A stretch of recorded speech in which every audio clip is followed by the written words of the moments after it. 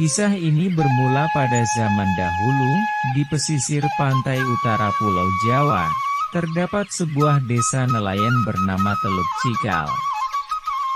Desa itu termasuk ke dalam wilayah Kadipaten Pati yang diperintah oleh Adipati Pragolo II.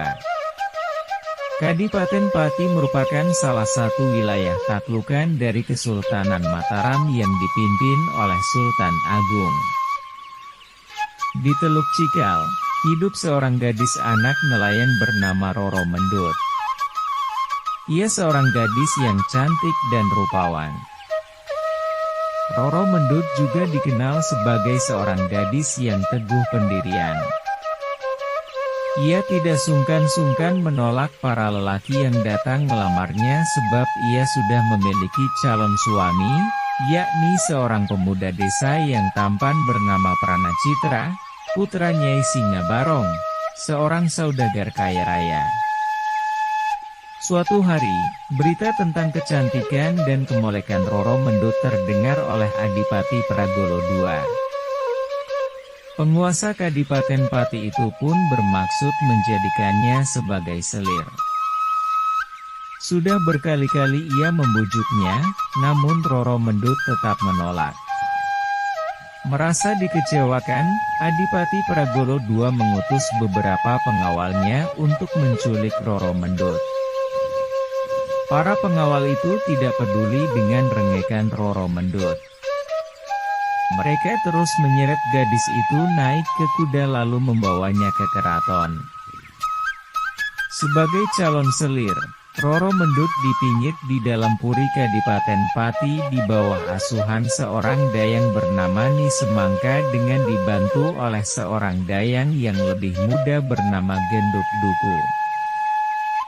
Sementara Roro Mendut dalam masa pingitan, di Kadipaten Pati sedang terjadi gejolak. Sultan Agung menuding Adipati Pragolo II sebagai pemberontak karena tidak mau membayar upeti kepada Kesultanan Mataram. Sultan Agung pun memimpin langsung penyerangan ke Kadipaten Pati. Menurut cerita, Sultan Agung tidak mampu melukai Adipati Pragolo II karena penguasa Pati itu memakai kere wajah, baju zirah, yang tidak mempan senjata apapun. Melihat hal itu, abdi pemegang payung sang sultan yang bernama Kinaya Dharma pun bertindak. Berbekal tombak pusaka baru kelinting, Kinaya Dharma langsung menyerang Adipati Pragolo II. Namun, serangannya masih mampu ditepis oleh Adipati Pragolo II. Saat Adipati itu lengah, Kinaya Dharma dengan cepat menikamkan pusaka baru kelinting ke bagian tubuh sang Adipati yang tidak terlindungi oleh baju zirah. Adipati Pragolo II pun tewas seketika. Sementara, para prajurit yang dikomandani Panglima Perang Mataram, Tumenggung Wiraguna, segera merampas harta kekayaan Kadipaten Pati, termasuk Roro Mendut. Tumenggung Wiraguna langsung terpesona saat melihat kecantikan Roro Mendut. Ia pun memboyong Roro Mendut ke Mataram untuk dijadikan selirnya. Tumenggung Wiraguna berkali-kali membujuk Roro Mendut untuk dijadikan selir, namun selalu ditolak. Bahkan, di hadapan Panglima itu, ia berani terang-terangan menyatakan bahwa dirinya telah memiliki kekasih bernama Pranacitra. Sikap Roro Mendut yang keras kepala itu membuat Tumenggung Wiraguna murka. Roro Mendut tidak takut mendengar ancaman itu. Ia lebih memilih membayar pajak daripada harus menjadi selir Tumenggung Wiraguna. Oleh karena masih dalam pengawasan prajurit Mataram, Roro Mendut kemudian meminta izin untuk berdagang rokok di pasar. Tumenggung Wiraguna pun menyetujuinya. Ternyata, dagangan rokoknya laku keras. Bahkan, orang juga beramai-ramai membeli puntung rokok bekas isapan Roro Mendut.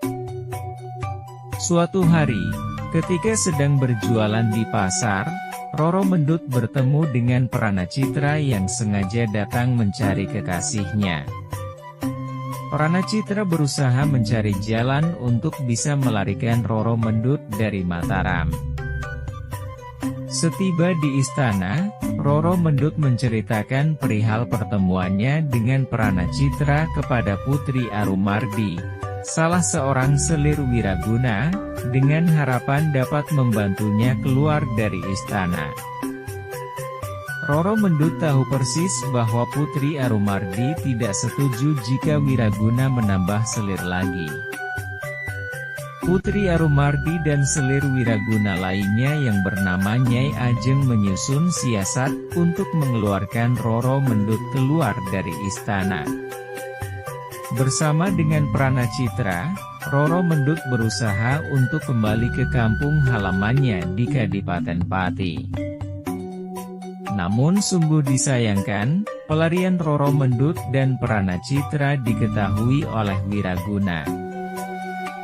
Pasangan ini akhirnya berhasil ditemukan oleh para prajurit wiraguna. Roro Mendut pun dibawa kembali ke Mataram, sedangkan secara diam-diam, wiraguna memerintahkan abdi kepercayaannya untuk menghabisi nyawa Pranacitra. Alhasil, kekasih Roro Mendut itu tewas dan dikuburkan di sebuah hutan terpencil di Ceporan, Desa Gandu, terletak kurang lebih 9 km sebelah timur kota Yogyakarta. Sepeninggal Pranacitra, Tumenggung Wiraguna kembali membujuk Roro Mendut agar mau menjadi selirnya. Namun, usahanya tetap sia-sia, gadis cantik itu tetap menolak. Sang panglima pun tidak kehabisan akal. Ia kemudian menceritakan perihal kematian Pranacitra kepada Roro Mendut. Roro Mendut pun menurut untuk membuktikan perkataan Tumenggung Wiraguna. Betapa terkejutnya Roro Mendut begitu sampai di tempat Pranacitra dikuburkan. Ia berteriak histeris di hadapan makam kekasihnya. Roro Mendut pun bangkit lalu mengikuti Tumenggung Wiraguna sambil terus menangis. Belum jauh mereka meninggalkan tempat pemakaman itu, Roro Mendut pun murka dan mengancam akan melaporkan perbuatan wiraguna kepada Raja Mataram, Sultan Agung. Seketika, Tumenggung Wiraguna menjadi sangat marah. Ia kemudian menarik tangan Roro Mendut untuk dibawa pulang ke rumahnya. Namun, gadis itu menolak dan meronta-ronta untuk melepaskan diri. Begitu tangannya terlepas, ia menarik keris milik Tumenggung Wiraguna yang terselip di pinggangnya.